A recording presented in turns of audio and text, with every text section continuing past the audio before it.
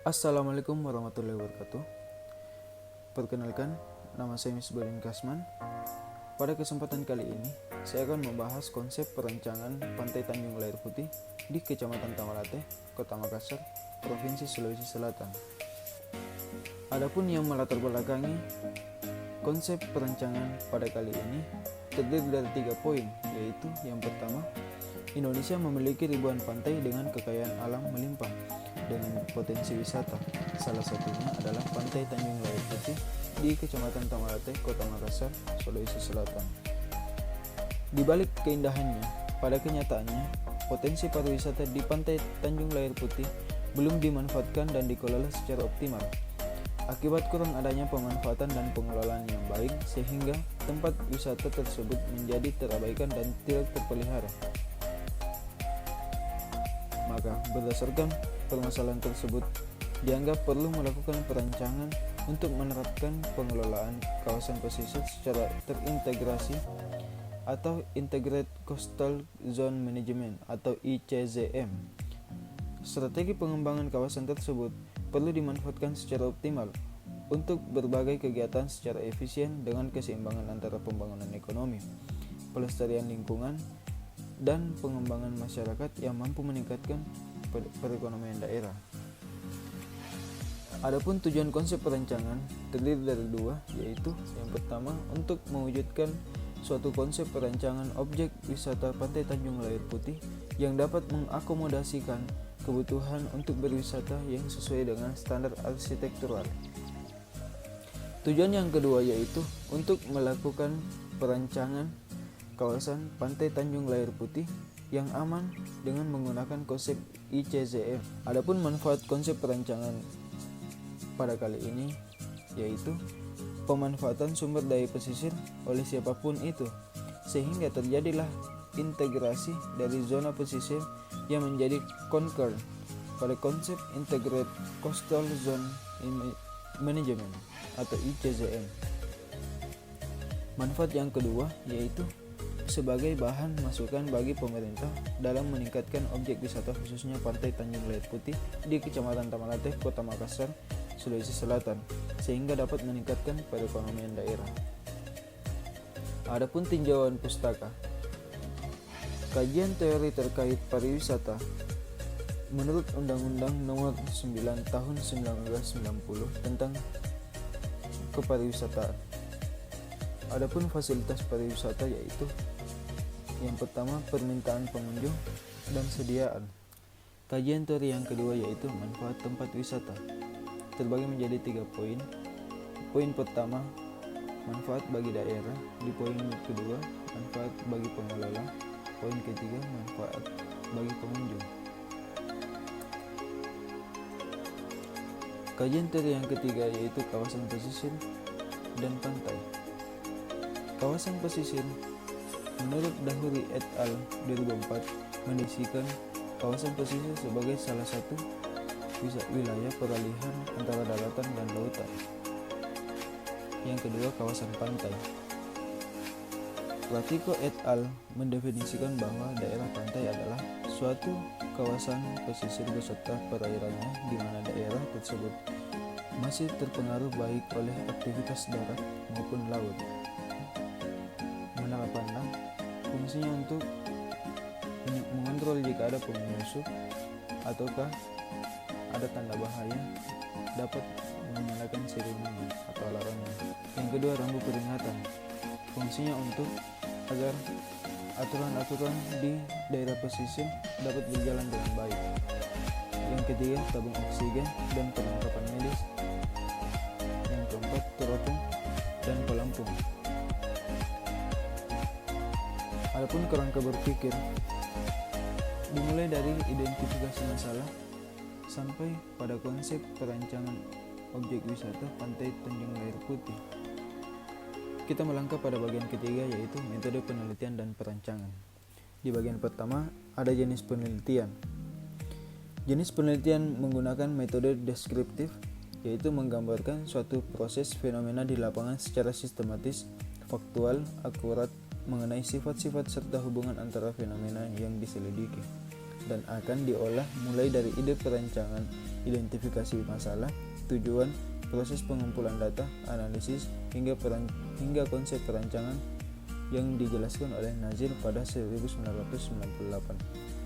Yang kedua yaitu waktu dan tempat perancangan yang dimulai pada 7 Oktober 2020 di Kota Makassar, Provinsi Sulawesi Selatan.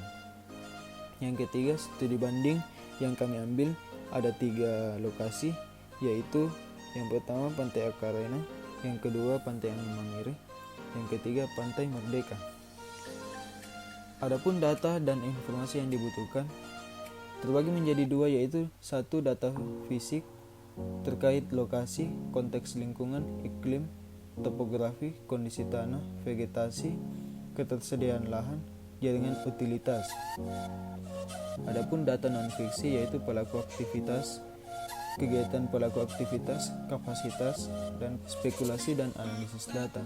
Spekulasi dan analisis data adalah tahap proses pemilahan, kemudian mengaitkan dengan perancangan berdasarkan data dan informasi yang telah didapatkan. Analisis data menggunakan analisis deskriptif dengan alat literatur. Yang kelima, sintesis merupakan penggabungan hasil analisis perancangan yang nantinya dipakai untuk menyusun dasar-dasar konsep perancangan. Yang keenam, keputusan yang terkait dengan hasil-hasil yang dicapai dari tahapan analisis yang kemudian dilanjutkan dengan sintesis. Baik, kita melangkah pada bagian keempat, yaitu proses dan hasil perancangan. Di bagian pertama, konsep dan hasil perancangan menggunakan konsep ICZM, Integrated Coastal Zone Management, merupakan konsep pengelolaan kawasan pesisir dan pulau kecil dengan mengikut sertakan peran masyarakat pada kawasan tersebut. Adapun struktur kelembagaan bisa kita lihat pada bagian tersebut. Proses dan hasil perancangan yang ketiga yaitu kelayakan Pantai Tanjung Lair Putih. Pada hasil analisis yang telah dilakukan, penulis dapat menyimpulkan bahwa lokasi Pantai Tanjung Lair Putih layak dilakukan perancangan. Matriks analisis SWOT yang kami pakai untuk strategi kelayakan objek wisata Pantai Tanjung Lair Putih bisa kita lihat pada paparan materi kali ini. Yang keempat yaitu aksesibilitas. Aksesibilitas pencapaian bangunan ini menggunakan sistem 2 pintu. Hal ini dilakukan untuk mengurangi jumlah kendaraan pada saat masuk dan keluar dan sekaligus mempermudah pengawasan. Bisa kita lihat pada gambar denah yang saya paparkan. Nomor 5, klarifikasi bentuk bangunan. Yang pertama, resort bisa kita lihat pada paparan materi. Yang kedua, kafe. Yang ketiga, lokasi renang dan banana boat. Yang keempat, lokasi area berjemur. Yang kelima, lokasi pemancingan. Yang keenam, area anak. Yang ketujuh, area kantor. Yang kedelapan, konsep breakwater. Yang kelima,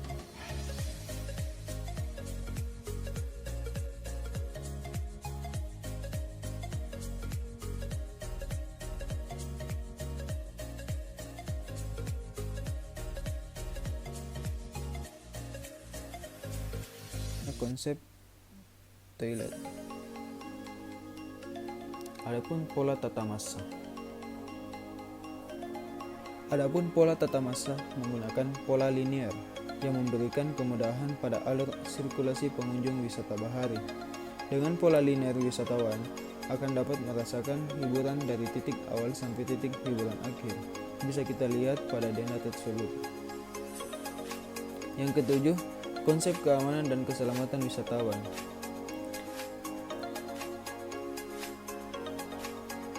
Adapun konsep keamanan dan keselamatan wisatawan, pengunjung di Pantai Tanjung Lair Putih, adanya patroli petugas yang disediakan pihak pengelola Pantai Tanjung Lair Putih dan adanya keberadaan surveillance kamera atau CCTV di kawasan pantai. Yang kedua, klinik. Pantai Tanjung Lair Putih menyiapkan klinik yang difasilitasi unit gawat darurat. Pantai Tanjung Lair Putih menyiapkan klinik yang difasilitasi unit gawat darurat yang buka 24 jam penuh, dilengkapi dengan peralatan berstandar, tenaga medis yang siap menangani kasus gawat darurat.